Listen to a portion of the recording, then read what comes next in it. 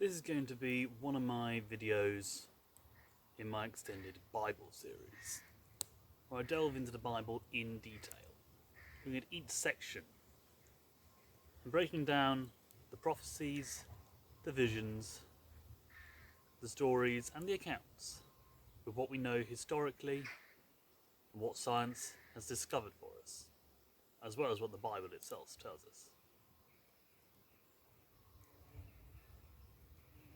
If this is the sort of video you're interested in, please like and share it with your friends. The more discussion we have, the better. Any thoughts you have, please leave in the comments.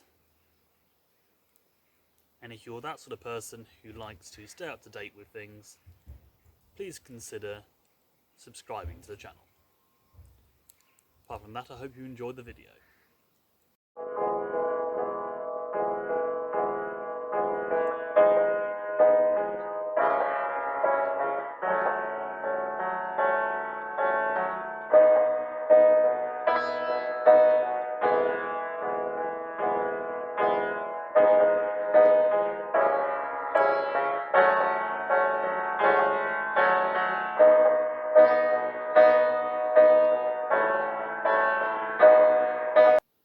Many people today tend to be extremely belligerent about their beliefs, be it in the conspiracy theories about vaccines, the COVID-19 plot, flat earth, and of course the age-old arguments between theists and denouncers. We have had excuses of evidence, lack thereof, or even obscure data that no one else is willing to see. In the Abrahamic faiths,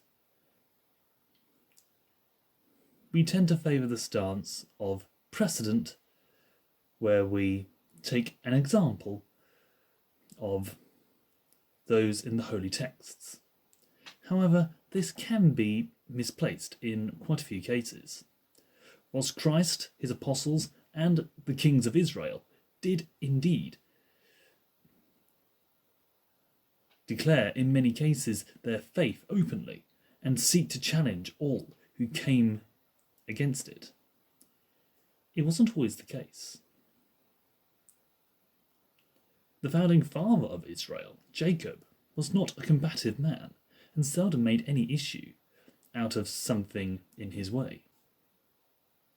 He never raised a hand to harm those who wronged him, and when things got out of hand or seemed dire, he tended to remove himself from the situation or offer supplication. With this in mind, I shall be exploring this in detail by answering these questions. Why was Jacob so passive? Does it serve any purpose? And how does it affect us in our daily lives?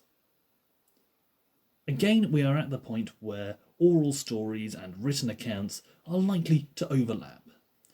Jacob, at this time, would have been a rich man with many men at his command, and whilst it's unlikely that many of them would have been able to read or write at the time, there isn't any reason why some of them wouldn't have had some letters and the means to note them down.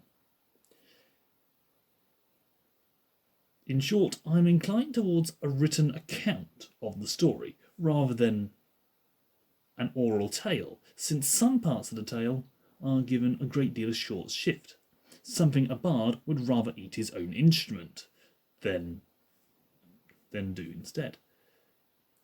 Jacob had been very aware of the animosity of Laban and his sons towards him, so when God told him to leave and return to his homeland, he duly gathers up his family, herds, and all items of possession, and fled across the river Euphrates, unbeknownst to Laban. It must have been done very well, since Laban wasn't told about Jacob fleeing until he had a 3-day head start. This clearly enraged Laban, for he gave chase to Jacob. Taking his relatives with him, he pursued Jacob for 7 days, and caught up with him in the hill country of Gilead. Then God came to Laban, the Aramean, in a dream at night, and said to him, Be careful not to say anything to Jacob, either good or bad. This shows Laban had dark intentions, so God decided to have a word with him about it and discuss how best to proceed. It's worthwhile noting that he didn't tell him to reconsider or only to speak good, since he knew full well it probably wasn't going to work. He instead compromised and said, don't speak ill or good. It's hard to say anything nice about someone that you don't look well upon. So God decided not to ask that. This does result in a rebuke likened to a BBC newsreader announcing the cuts in their paychecks on the news. He speaks of his daughters being kidnapped and how he would have sent them away with songs of blessings. He said he had a right to seek punishment, but that God had forbidden it. The only true thing he had to say in order to justify his actions that he had taken is the fact that someone had taken the images of his gods. Jacob answered Laban, I was afraid, because I thought you would take your daughters away from me by force. But if you find anyone who has your gods, that person shall not live. In the presence of our relatives, see for yourself where there is anything of yours here with me, and if so, take it. Now Jacob did not know that Rachel had stolen the gods. It is clear that these carven statues of gods, I don't know which gods, though we can presume they were pagan, were extremely precious to the people of the East, and by Jacob's reaction he clearly understood how precious they were and the punishment that would befall any man who stole them from another's household. Does he stand in Laban's way as not only a defender of his people, but as a man of the true faith of Yahweh? No. He opens up his belongings and those of his men for inspection, whilst clearly stating that if another man has the gods, they shall face the consequences. Since Rachel had the gods, and clearly knew the consequences, she hides them in the saddlebags and uses the effective argument of menstruating to dissuade her father from moving her on and looking in the bags she was reclining upon. And she said to her father, Let it not displease you, my lord, that I cannot rise before you, for the manner of woman is with me. And he searched, but did not find the household idols. This naturally meant he looked, but found nothing. Again proof that these people were human, and not above using natural awkwardness of their bodies to get their own way. Up until this point, Jacob had been accommodating to Laban. But seeing that his base accusations are unfounded, he angrily confronted Laban, asking him why he is doing this, hunting him down. Now that you have searched through my goods, what have you found that belongs to your household? Put it here in front of your relatives and mine, and let them judge between us. I have been with you 20 years now. Your sheep and goats have not miscarried, nor have eaten rams from your flock. He goes on to highlight the other hardships they have both faced.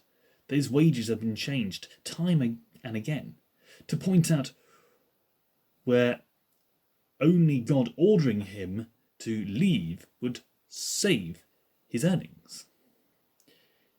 It is true that one should always fear the anger of a gentle man. This is clearly the last straw, and he has just as much right to demand an answer for this intrusion as Laban had for demanding it in the first place. This clearly has Laban rattled, since his answer isn't a terrible rebuke, but more an understanding of a legacy. Laban answered Jacob, "The women are my daughters, the children are my children, and the flocks are my flocks. All you see is mine. What can I do today about these daughters of mine, or about the children that they have borne?" This can be seen as a rebuke of sorts, but since we don't get the tone of the text, it can be seen just as easily as a resignation of property. Given the way the rest of the passage goes, it's most likely to be the case. To commemorate this, they make a covenant between each other, build a cairn, and ate upon it. Laban called the place Jegar-Sahadutha, and Jacob called it Gilead. Laban said, "This heap is a witness between you and me today. That is why it is called Gilead. It was also called Mizpah, because he said, 'May the Lord keep watch between you and me when we are away from each other.'" Here is something interesting. It looks as though they are building a border to ensure that neither can encroach on the other's lands again, and saying that God watches between them. All interesting enough it is, but what caught my attention is the different names for the marker. Jacob calls it Gilead, and Laban calls it Jegar-Sahadutha. I'm pretty sure I butchered that pronunciation, I do apologise. But both of which means witness heap. This shows that even in the Bible, the names are the same in different languages and can mean the same thing, though pronounced differently, if that made any sense. I think I'm in a complete mess of that explanation, but basically, history of ideas, similar things, called different things, effectively mean the same thing. I have a feeling that it's simply a gathering of disparate information about one thing. This is emphasised by the third name that is given, Mizpah, which means watchtower. A different name, but a different meaning, but it's still the same thing they are talking about. Soon after they parted, Jacob was met by angels of God, and called a halt, made a camp, and sent messengers to his brother Esau in Seir. He instructed them, "This is what you say to my lord Esau.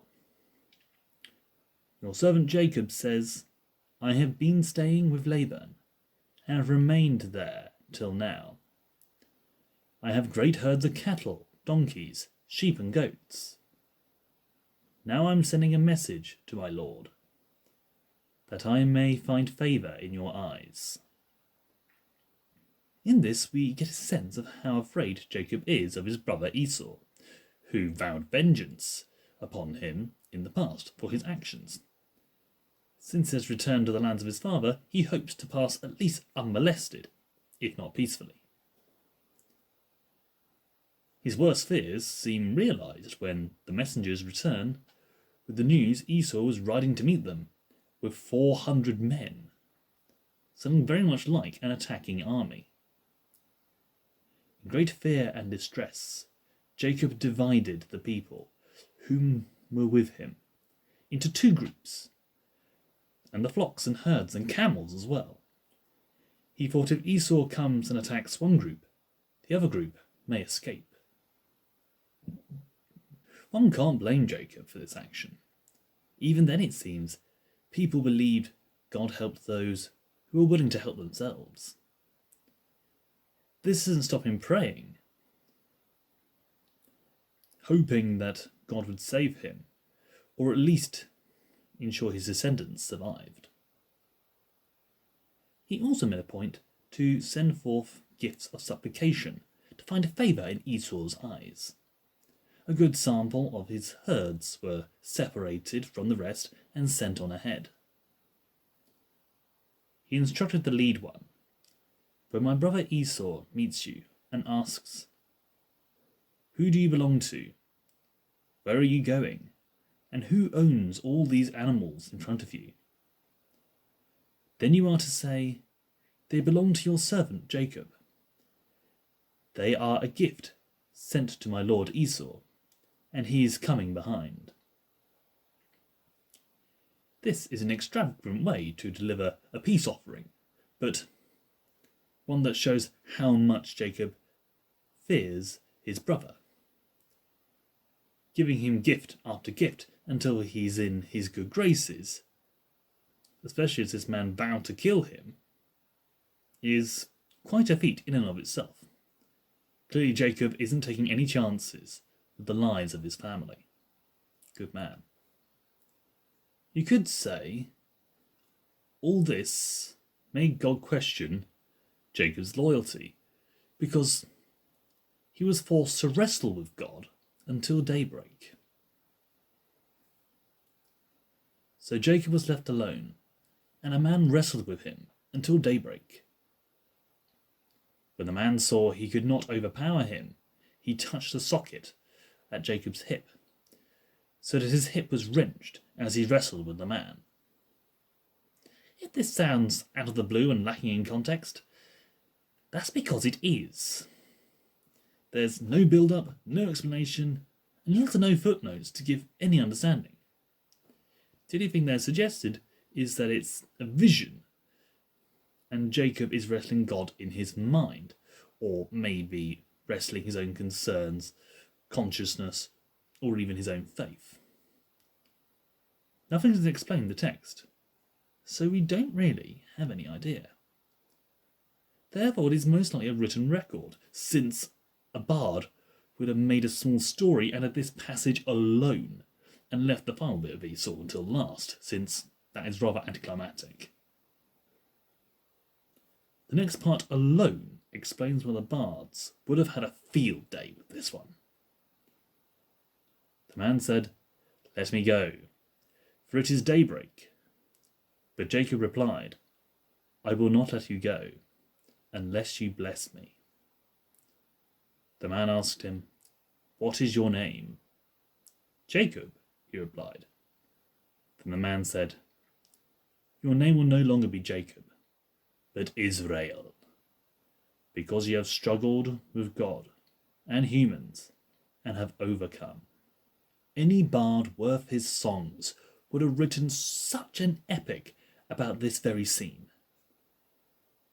Possibly with Jacob waking up at the end, thinking it was a dream, but then feeling the pain in his hip and realizing it wasn't a dream after all. Naming Jacob as Israel, resulting in a tribe bearing his name, is surely worthwhile making more of than just a handful of verses that never get mentioned again. And I'll be very surprised if anyone cares to reference these verses at all. I was completely unaware of them.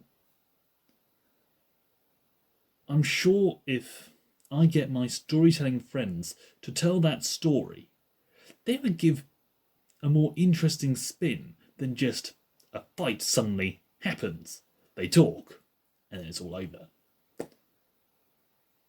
But back to the main point. At the end, Jacob goes out and meets Esau, fully prepared to send half his family away for their own safety, even lining up his children almost in reverse order of favour. But what happens next takes them all by surprise. He himself went on ahead and bowed down to the ground 7 times as he approached his brother. But Esau ran to meet him and embraced Jacob. He threw his arms around his neck and kissed him, and they wept. This is the opposite of what Jacob expected, and I'm pretty sure what we all expected. Being received with open arms and a warm heart, rather than a drawn sword and a cold eye. He even had to insist that Esau take the gifts of livestock that Jacob had sent forth in to give him favour, since he already had plenty of sheep and goats. This wasn't the Esau that had sworn vengeance against his brother 20 years ago. This is also never explained in the text, but it's implied that Esau had quite a hard time. Probably had his own revelations, and through God had come to forgive Jacob for his deceptions as a child. Then again, it could also be he was luring Jacob into a trap by being friendly. This is suggested since Jacob didn't go with him to Seir, but set up his own camp and built shelters, and there built an altar to God. Maybe there was some deception in this after all, but ultimately we will never know. Now to look back at the questions. Why is Jacob so passive?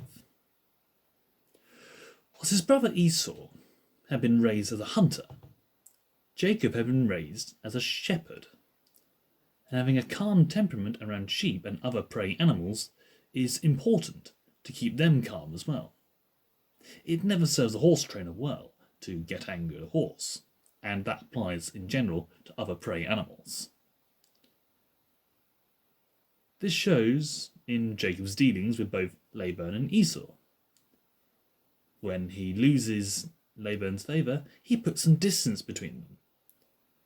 When Esau approached, presumably in wrath, he gave pacifying gifts. Does it serve any purpose? Any fighter knows the best way to avoid getting hit is getting out of the way.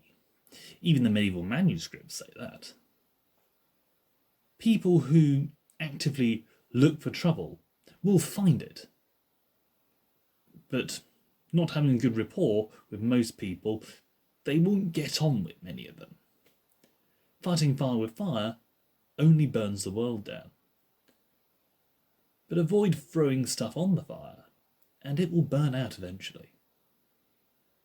Being the fire warden at my local archery club, I know this all too well. Jacob isn't a pushover by any means. He stands up for himself and his family when Laban's accusations prove false. But he doesn't fight back unless he knows it will be worthwhile. He didn't outwardly deny that no one had taken the gods, as he didn't know. So he waited until it was proven false and then confronted Laban. So how does this affect us in our daily lives? The only real conflict Jacob had with anyone in his story is with the man he wrestled, since the Hebrew word man in this case is similar to the one used to describe the angels and God visiting Abraham above Sodom and being like a vision as implied by Daniel in a connection.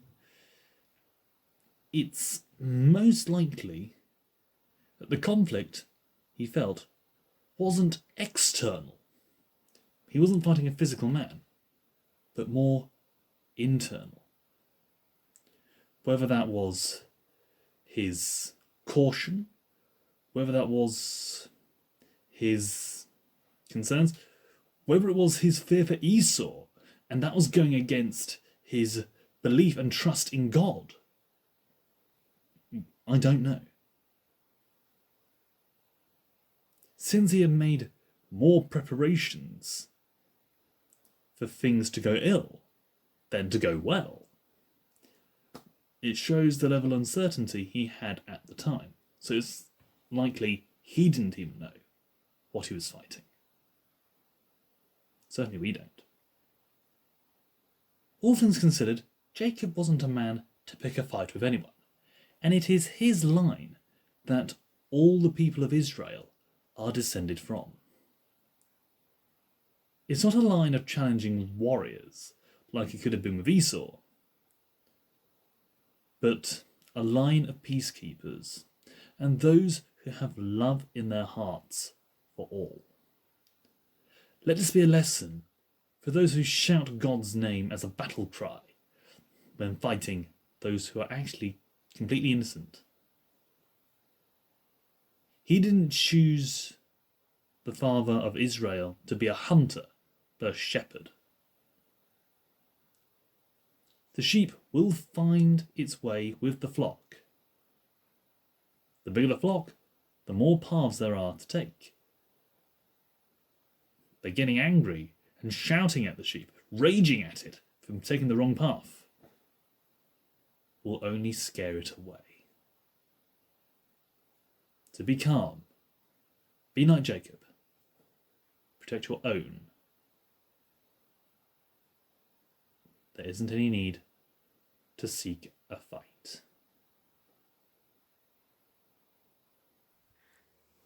Hope you enjoyed this video.